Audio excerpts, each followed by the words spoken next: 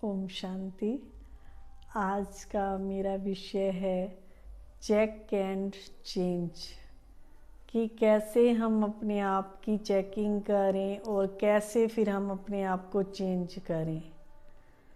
हम देखते हैं कि हम सारा दिन अपने इस शरीर के लिए करते रहते हैं, कभी कुछ। जिसके जो जॉब करता है वो जॉब पे जाएगा, जो घर का काम करता है वो एक हाउस वाइफ की तरह अपने घर का काम करेगी। तो विशेष हमको पूरा दिन में अपने आप को चेक करना होता है और चेक करके फिर चेंज करना होता है। तो छोटी छोटी खुशियाँ हमारी लाइफ में फिर अपने आप ही आ जाती हैं। जो हम इतने दुखी हो जाते हैं, कई बार परेशान हो जाते हैं। दुखी और परेशान क्यों होते हैं? क्योंकि जो अंदर की जो कमी है हमारी, वो हमें दिखाई नहीं देती है। दूसरे की कमी तो हमें भाग के दिखाई दे देती है, लेकिन जो खुद की कमी है कि मेरे अंदर भी कमी है, वो दिखाई नहीं देती है। आपने देखा होगा कि दूरबीन होती है, दूरबीन से हम दूर की चीज़ें जो हैं अपने पास क्लोज की चीज़ें, फिर हम दूर की चीज़ भी क्लोज से देख सकते हैं वो कैसी है या कैसी नहीं है। तो परम पिता परमात्मा की स्टडी की शक्ति एक ऐसी शक्ति है जो हमारे अंदर जो क्या कमियां हैं, कि हमको अपने आप को क्या करना चाहिए, क्या बदलना चाहिए, वो हमें अपने आप स्पष्ट दिखाई देता है। कहते हैं ना, ज्ञान अंजन सतगुरु दिया, अज्ञान अंधेर मिटाए। उसका ज्ञान एक ऐसी शक्ति है जो हमें खुद की कमी हमें रियलाइज़ होती है। वैसे महसूस नहीं होगा। दुनिया में आप देखते होंगे, कोई अगर धनवान है तो उसको अपने धन का नशा है। अगर किसी में कोई कला है, उसको अपनी कला का नशा है कि हाँ मैं तो संसार में पता नहीं क्या क्या क्या कर सकता हूँ। तो हर व्यक्ति के अंदर छोटी छोटी बातों का अभिमान होता है। वो छोटा सा अभिमान जो है ना, अंदर की खुशी को हमारे ख़त्म कर देता है। अभिमान किस चीज़ का करते हैं हम? मान लो किसी के अंदर मीठा बोलने की कला है, तो ये क्या अभिमान करने की बात है? अगर आप मीठा बोलते हैं तो अच्छी बात है। अगर आप मीठा बोल के हजारों व्यक्तियों को अपना बना सकते हैं तो अच्छी बात है। लेकिन उस मीठा बोलने की कला भी हम क्या रखते हैं, उसका भी अभिमान कई बार आ जाता है कि हाँ मैं बहुत मीठा बोलती हूँ ना, तो सब मेरे पास पास रहते हैं। तो किसी भी जो कोई भी हमारे अंदर कला है, कोई गुण है, तो वो ईश्वर का दिया हुआ है। आप देखते हैं किसी में सिंगिंग की कला है, किसी में बोलने की कला है, किसी में अच्छा कोई भी कार्य है उसको अच्छे से करने की कला है। ऐसे बाबा कहते हैं हर आत्मा 16 कला संपूर्ण है। हर आत्मा में कोई ना कोई विशेषता होती है, लेकिन हमें नज़र नहीं आता किसी के अंदर वो विशेषता है। तो उस विशेषता का कभी भी अभिमान नहीं करना चाहिए कि हाँ मेरे अंदर ये कला है। अगर हम अभिमान कर लेते हैं तो बहुत दुखी होते हैं।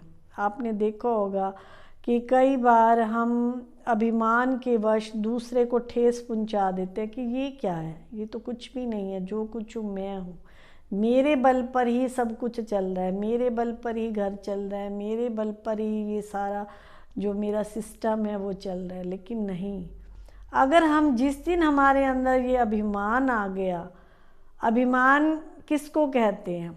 जैसे आपको किसी ने थोड़ा सा कुछ कह दिया, आपकी कमी बता दी, तो हमको फ़ौरन क्या आ जाएगा? गुस्सा आ जाएगा। हम क्या कहेंगे? नहीं मैं ऐसे थोड़ी ना करती हूँ, इसने मुझे ऐसे क्यों बोला? लेकिन बाबा ने हम बच्चों को सिखाया, अगर कोई आपको कमी भी बताता है तो उसको चुपचाप सुन करके उसको चेंज करने की शक्ति रखो। चेक करो कि हाँ मैं कहाँ गलत हूँ, और फिर अपने आप को चेंज कर लो। ऐसे नहीं कि कोई आपकी प्रशंसा कर दे तो आप गुब्बारे की तरह फूल जाओ, और किसी ने आपकी थोड़ी सी इतनी बात कह दी कि आपको ऐसा नहीं करना चाहिए, आपको ऐसे नहीं बोलना चाहिए, और आप एकदम क्या हो जाएं? फट जाएं, फूला हुआ गुब्बारा आपका फट जाए। ऐसी हमारी स्थिति नहीं होनी चाहिए। अंदर की स्थिति इतनी शांत, इतनी प्यार में होनी चाहिए कि आपको अगर कोई ऐसा बोल भी रहा है तो आप चुपचाप उसको जो है अंदर समा लो, और फिर उस गलती को दोबारा रिपीट ना करो। अगर आपसे कोई गलती हो भी जाती है तो उस गलती को दोबारा नहीं करेंगे, चेक करके अपने आप को चेंज करेंगे, तो इसको कहेंगे कि आप बहुत श्रेष्ठ आत्मा हो, आप महान आत्मा हो। अगर अपने अभिमान में रहेंगे तो कभी भी हम अपने जीवन में बदलाव नहीं ला सकते। तो इसके ऊपर एक छोटी सी स्टोरी है कि एक बार एक राजा था, वो बहुत ही अभिमान रखता था कि मेरे राज्य में धन धान्य सुख समृद्धि की कोई चीज़ की कमी नहीं है। लेकिन बस ये था कि सब उससे डरते बहुत थे, कोई उसको आ करके अपने मन की बात नहीं कह सकता था, क्योंकि उसके अंदर गुस्सा बहुत था। गुस्से में आ करके वो अपनी प्रजा के साथ कुछ भी कर सकता था। तो एक बार एक व्यक्ति ने सोचा कि देखो हमारा जो है ना गांव गांव सूखे में पड़ रहा है, तो कोई ना कोई तो राजा को जाके कहे कि भाई हमारा जो है राज्य पीछे जा रहा है। कोई कहने ही नहीं जाता राजा को कुछ। तो उसने हिम्मत रख के राजा को कहने चला गया। तो राजा ने कहा नहीं, मेरे राज्य में किसी चीज़ की भी कमी नहीं है, तुम ऐसे ही। वो भड़क उठा एकदम से। उसने कहा नहीं राजन, अपने राज्य में बहुत सालों से सूखा चल रहा है, इस चीज़ की कमी है, तो आप इसको चेंज कीजिए। लेकिन राजा नहीं माने, वो और भी गुस्सा सा होने लग गए, उसको देश से ही निकाल दिया। लेकिन वो एक शुभ चिंतक व्यक्ति था, वो चला तो गया लेकिन उसको राज्य के प्रति इतना प्यार था, अपने देश से इतना प्यार था। उसने सोचा कि राजा तक ये बात कैसे पहुंचाई जाए, कैसे राजा को समझाया जाए कि हमारा जो राज्य है पीछे की तरफ जा रहा है।